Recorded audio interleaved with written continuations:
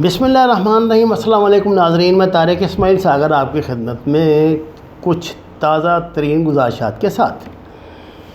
ناظرین کرام، بھارتی ڈیفنس منسٹری کی طرف سے ایک اعلامیہ ابھی تھوڑی دیر پہلے جاری ہوا ہے، جس میں بتایا گیا ہے کہ چین کی فوجی جوانوں نے اروناچل پردیش میں داخل ہونے کی کوشش کی اور اس وقت دونوں فوجیں ایک دوسرے پہ گولہ باری کر رہی ہیں۔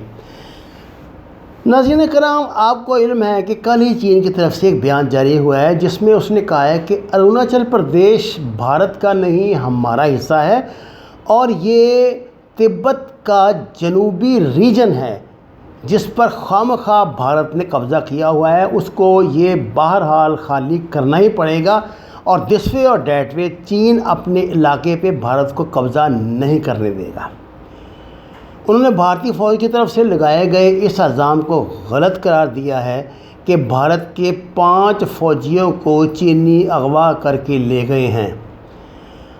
چین نے کہا ہے کہ ہم نے کسی بھارتی فوجی کو اغوا نہیں کیا۔ ظاہر ہے اس طرح کی باتیں تو پھر جنگوں میں چلا ہی کرتی ہیں، اور اس بات میں کوئی شک نہیں کہ چین کی برڈ ڈومینیشن قریباً 1,20,000 چینی افواج نے لداخ سے اور تبت تک کا جو علاقہ ہے اس کو اپنے گھیرے میں لیا ہوا ہے، اور اس ریجن میں 40,000 بھارتی فوجیں جدید ترین اسلحے کے ساتھ موجود ہیں۔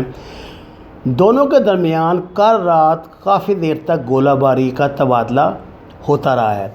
ناظرین کرام، آپ نے دیکھا کہ کچھ روز پہلے مسٹر جگن ناتھ یعنی انڈیا کے ڈیفنس منسٹر روس تشریف لے گئے تھے۔ 2 روز پہلے کی بات ہے، روس تشریف لے گئے، جہاں پہ روس نے چائنا کے ڈیفنس منسٹر کے ساتھ ان کی باقاعدہ میٹنگ بھی کروائی۔ انڈین کا کمال یہ ہے کہ وہ منت ترلے سے اپنا کام تو نکال ہی لیتے ہیں۔ وہ یہ سمجھ نہیں تھے کہ شاید ان باتوں سے گمراہ کر لیں گے چینیوں کو۔ اب وہ چین کی پوزیشن ایسی تو نہیں ہے، پتہ نہیں کتنی محنت سماجت سے انہیں گفتگو پہ راضی کیا گیا ہوگا۔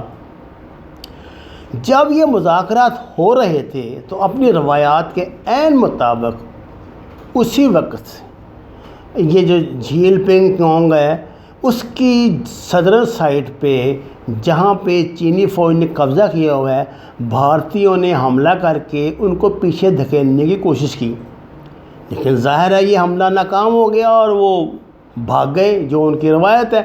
اب چین کو اس بات پہ حیرانگی تھی کہ ایک طرف تو یہ میزان سماجت کر کے ہمارے ساتھ مذاکرات کر رہے ہیں اور دوسری طرف انہوں نے یہاں فائرنگ کا سلسلہ شروع کر دیا ہے، جس پر چین کو پھر اپنا سٹانس پہ واپس آنا پڑا، اور انہوں نے بڑی سختی سے انڈیا پہ بات واضح کر دی ہے کہ اروناچل پردیش جو انڈیا کی اسٹیٹ ہے، انڈیا کے دعوے کے مطابق اور جو انڈیا کے نقشے میں بھی شامل ہے، یہاں وہ انڈیا کا وجود برداشت نہیں کریں گے۔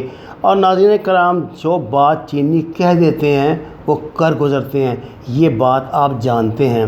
انڈیا نے یعنی تبتن گوریلا کی ایک خاص ریجمنٹ بنائی ہوئی ہے۔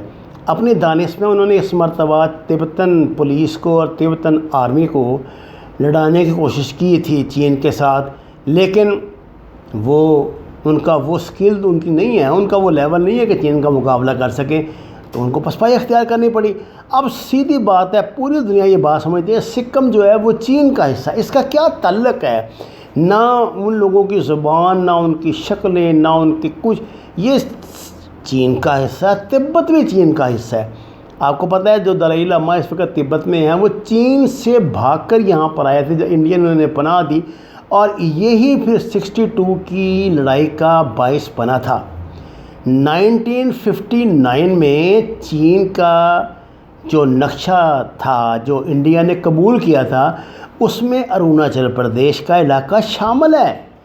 یہ تو بعد میں چونکہ یہاں چین نے اپنی کبھی فوج نہیں رکھی تو انہوں نے پہاڑی چوٹیوں پہ قبضہ کر لیا، بلکہ یہ جو بھارتی وزیر دفاع ہیں وہ تو اکسائی چین پہ بھی قبضے کے دعوے کر رہے تھے، جس کے بعد چین کو سمجھ آئی کہ یہ لاتوں کے بھوت باتوں سے ماننے والے نہیں ہیں، اور وہ اپنی سی کر گزری۔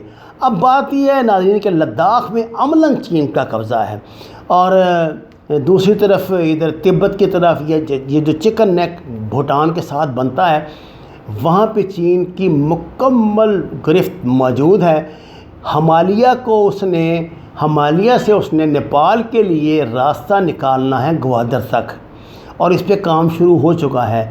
اب ان راستوں میں آنے والی کوئی رکاوٹ تو برداشت نہیں کرے گا، کیونکہ وہ بہرحال مستقبل کی دنیا کی سب سے بڑی معیشت ہے، اور اپنی اس حیثیت کو قائم رکھنے کے لیے انہیں اپنے جو پرانے نظریہ تھا کہ وہ 50 سال تک لڑائی نہیں کریں گے، اس سے باہر آنے پہ انڈیا نے مجبور کر دیا ہے۔ وما علینا الا البلاغ المبین۔ ناظرین کرام، آپ سے درخواست ہے قرآن اور نماز کو ترجمے کے ساتھ جانیے، ہمارے چینل کو سبسکرائب کریں، لائکس دیں، اور سچ کے سفر میں ہمارا ساتھ دیں۔ آپ کا شکریہ۔